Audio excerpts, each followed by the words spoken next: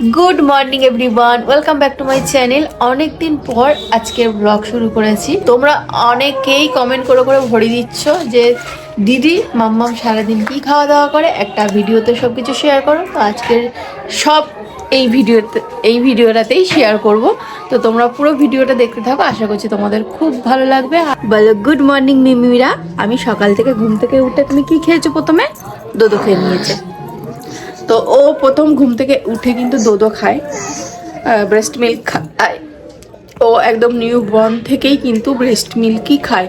3 মাস টানা আমি খাইয়েছি। ও যেহেতু টেনে খেতে পারতো না, তার জন্য কিন্তু আমি পাম্প করে করে 3 মাস টানা হচ্ছে পুরো ব্রেস্ট মিল্ক খাইয়েছি। তারপরে এবার পাম্প করলে কি হয়, মিল্কটা না অনেকটা কমে যায়, ঠিক মতো হয় না। তো আমার মনে হতো যে ওর পেট ভরছে না, তো ওই কারণে আমি কিন্তু আবার ফর্মুলা খাওয়ানো শুরু করি 4 মাস থেকে।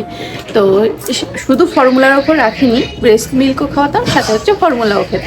কিন্তু এখন এই 8 মাস থেকে দেখছি পুরো মানে 7.5 মাস থেকে ও ফর্মুলা একটুও খেতে চাইছে না। একটা কৌটো পুরো আমার ফেলে দিতে হয়েছে গুলে গুলে, ও একটুও মুখে দিতে চায় না। এখন ভালো মতো ও হচ্ছে ব্রেস্ট মিল্কের ওপরেই রয়েছে পুরোটা।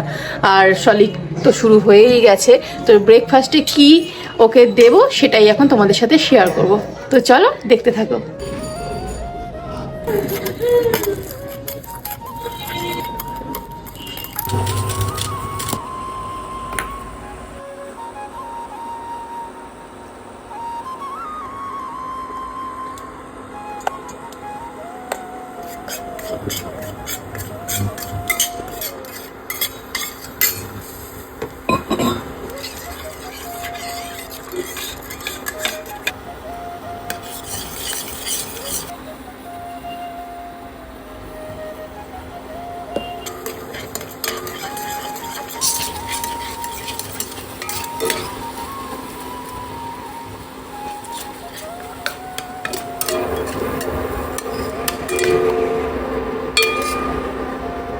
ব্রেকফাস্ট নাও, এই যে আম করো। ওলে বাবালে, ওলে বাবালে। তো এই যে দেখতেই পাচ্ছ কেমন ভাবে বানিয়েছি আর কতটা।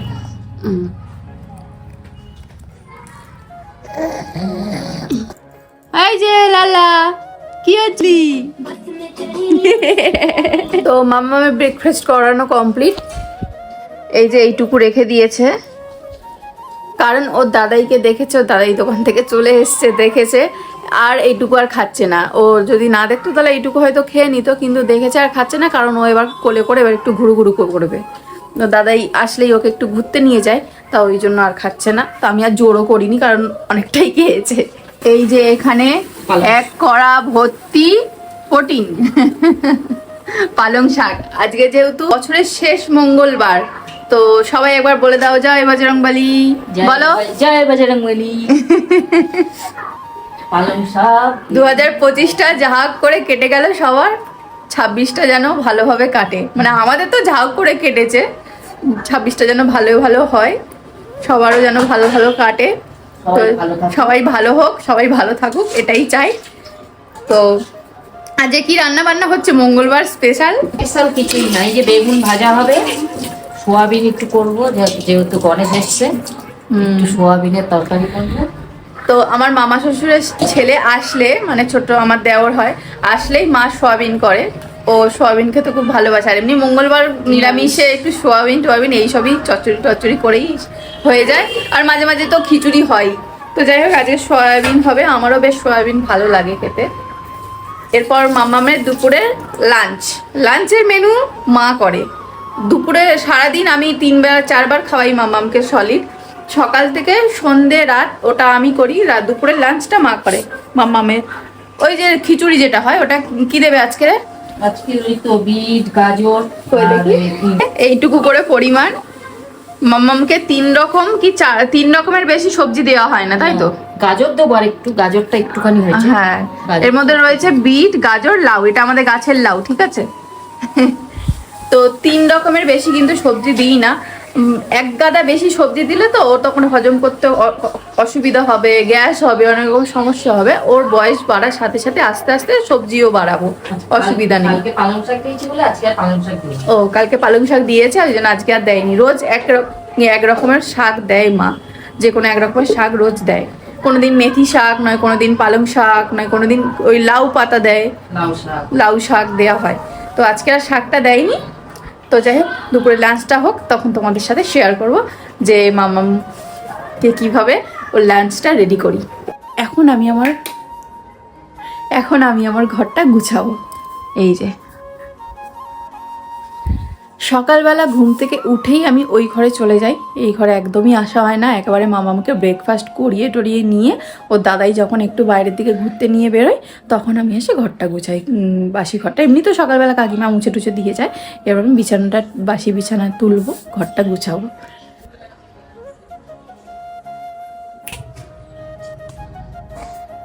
এই যে গুছিয়ে নিয়েছি পুরো ঘর। গড়া হয়েছে? হ্যাঁ, ঘুরে ঘুরে হয়েছে।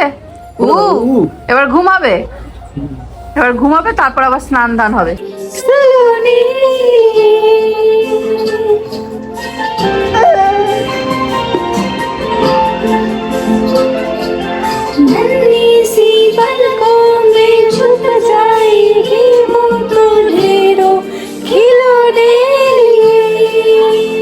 এখন টুইঙ্কেলের কি খাবার হচ্ছে?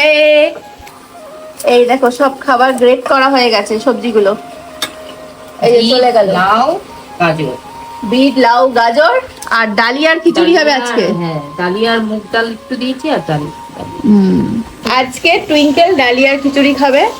তো দেখিয়ে দিল মা, ওগুলো গ্রেট করে দেয় কারণ তাড়াতাড়ি সিদ্ধ হয়ে যাবে, নাহলে সবজিগুলো সিদ্ধ হতে সময় লাগে, তারপর আবার ব্লেন্ডও করতে হয়। কিন্তু এরকম ভাবে দিলে আর ব্লেন্ড করতে হয় না, একটু ম্যাশ করে নিলেই হয়ে যায়।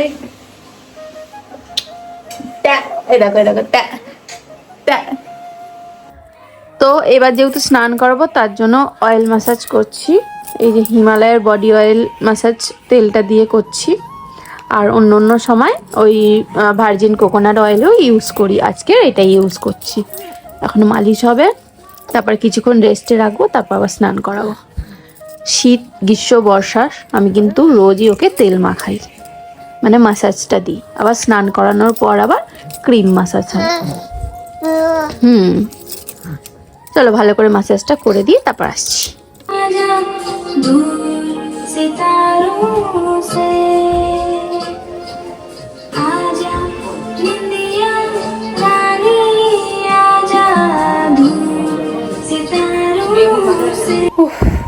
আমি একটু রেস্ট পেলাম সেই সকাল থেকে।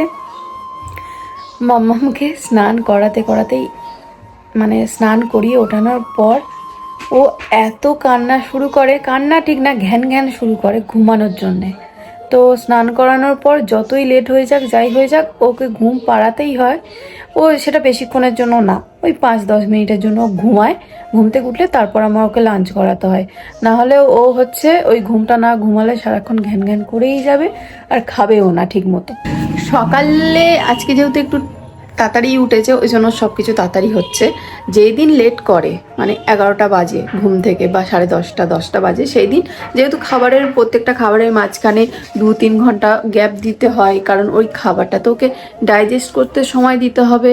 তারপর ওর যদি ভালো মতো ঠিক করে খিদে না পায়, তার উপরে যদি আমি বারবার ওকে খাওয়ানোর চেষ্টা করি, ও খাবেও না, সাথে কান্নাকাটি করবে। এতে ওর খাবারের প্রতি হচ্ছে একটা অঘেন্না তৈরি হবে। ওই জন্য আমি ওর যাতে ভালোভাবে খিদে পায় সেটার ওয়েট করি, খাবারটা ডাইজেস্ট হওয়ার অপেক্ষা করি। তার জন্য 2-2.5 ঘন্টা সময় দিই মাঝখানে খাওয়ানোর, প্রত্যেকটা খাবারের গ্যাপে গ্যাপে। তো সেইটা তো ও ঘুম থেকে ওঠার পর থেকে সেটা শুরু হয়, মানে সকালবেলা ব্রেকফাস্টের পর থেকে সেটা শুরু হয়। তো আজকে ঠিকই আছে, সময় মতোই হচ্ছে সব কিছু। এবার ঘুমটা কতক্ষণ ঘুমাই সেটার উপর নির্ভর করছে। ঠিক একটু যদি তাড়াতাড়ি উঠে যায় ভালো হয়, তাহলে লাঞ্চটা টাইম মতো করাতে পারো। তোমরা অনেকেই জিজ্ঞাসা করো যে মাম্মামকে সলিডের সাথে সাথে ওকে কতবার দুধ খাওয়াই, মানে ফর্মুলা বলো বা ব্রেস্ট মিল্ক, সেটা কতবার দিই। দেখো, ও সকালবেলা ঘুম থেকে ওঠে তখনই ওকে আমি কিন্তু একবার খাওয়াই, ব্রেস্ট মিল্ক খাওয়াই। ও যখন ফর্মুলা খেত তখন ফর্মুলাও দিতাম না, তখন প্রথম সকালের খাবারটা ব্রেস্ট মিল্ক খাওয়ানোর চেষ্টা করি। এবার ও না খেলে তখন ফর্মুলা, তোমাদের সুবিধা মতো তোমরা দিতে পারো।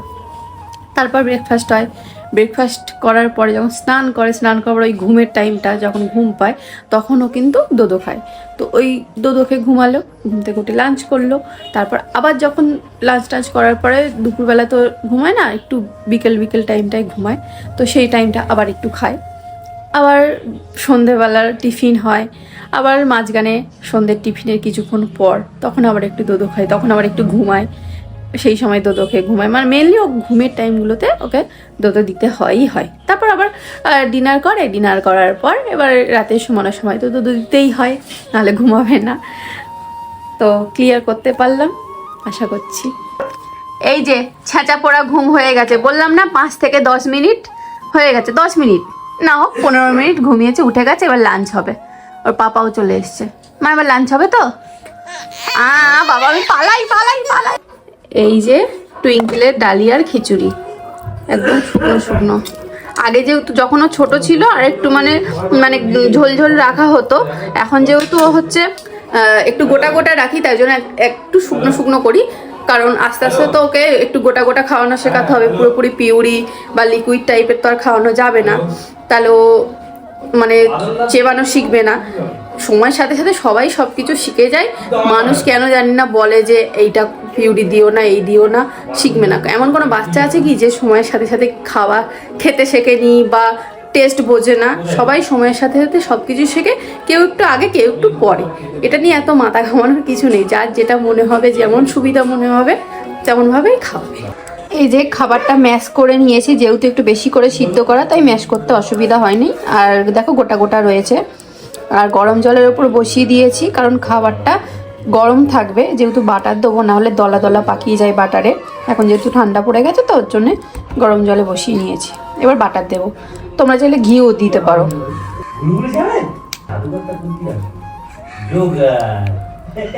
আমি লাস্টে দিলাম বাটারটা। তোমরা ওই যখন খিচুড়িটা করবে, সবজিটা একটু ভাজবে, তখন বাটারটা দিয়েও ভাজতে পারো বা ঘি দিয়েও করতে পারো, ওটাও ভালো লাগে। আমি এখনো পর্যন্ত মাম্মামকে ওই জিরে কোনো ফোড়ন টোড়ন দিইনি। এবার ভাবছি এবার থেকে একটু ফোড়ন দিয়ে খিচুড়িটা বানাবো। এর মাঝে একদিন বোধহয় মা ফোড়ন দিয়ে করেছিল, অল্প একটু জিরে দিয়ে। তো তেমন কিছু ডিফারেন্স আমি বুঝতে পারিনি, কারণ একদম একটুখানি দিয়েছিল। তো এবার একটু ভাবছি ভালোভাবে করবো, মানে 9 মাস থেকে করবো জিনিসটা।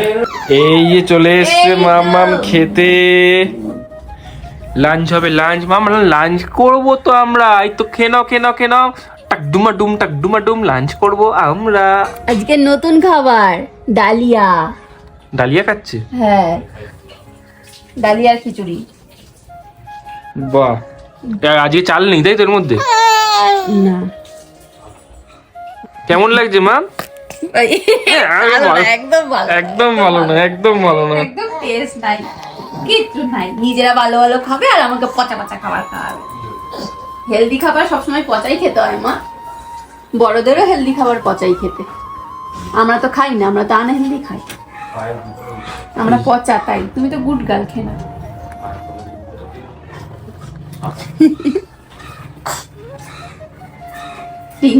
তো গাইস এখন লাঞ্চ করতে বসে গেছি।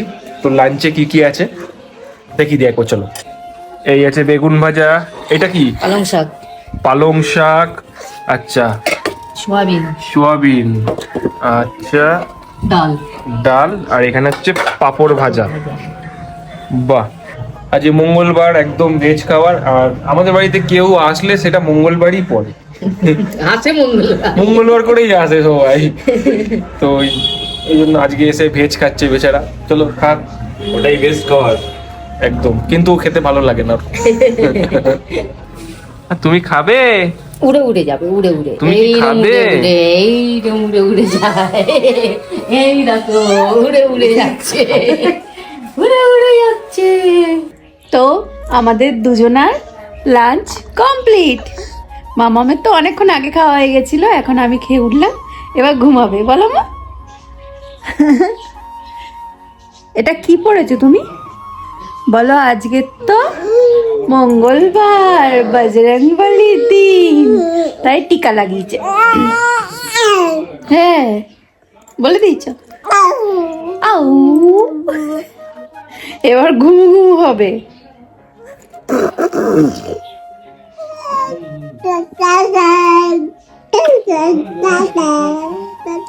তো চলো সন্ধ্যাবেলা আবার দেখা হচ্ছে, যখন ওকে স্ন্যাক্স খাওয়াবো কিছু, দেখি কি খাওয়াই আজকে। রোজ কিন্তু একটা করে ফল ওকে খাওয়াই আমি। ওই আজকে যেমন কলা খাইয়েছি, মিক্স করে খাইয়ে দিয়েছি। অন্য সময় আপেলও দিই, কোনো সময় বেদানা দিই। এখন ও আর কোনো কিছু ফল খাওয়ার মুডে নেই, এখনো ঘুমানোর মুডে রয়েছে। Tata, good evening everyone. তো এখন মামা বলে দাও নাকে কিগলো। আমরা যেহেতু চাটা খেয়েছি, তো সন্ধ্যাবেলা আমাদের চা খাওয়া কমপ্লিট। তো ওই সময় চা না, ইটস কফি। ও কফি করেছিলাম। আর কফি না, ইটস কফি।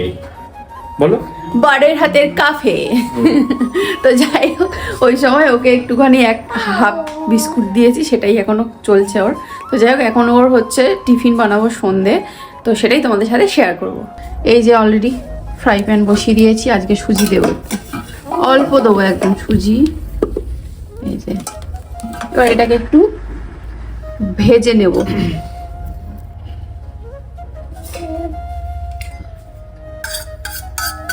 একটু লাল লাল করে ভালো করে ভেজে নেব। অল্প দিলাম কারণ সুজি তো ফোলে, আর সন্ধেবেলা আমি বেশি দেবো না, অল্প একটু যাতে পেট ভরে সেরকম।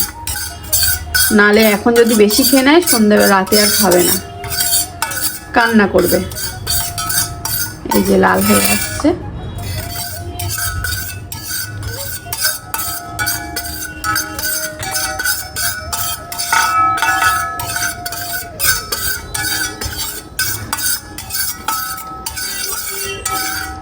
দেখো লাল লাল হয়ে গেছে, এবার জল দিয়ে দেবো। কিছু শিখছো? শেখো, আমি যখন থাকবো না তুমি করে দেবে। তুমি কোথায় যাবে? যাবো, আমার যাওয়ার আছে।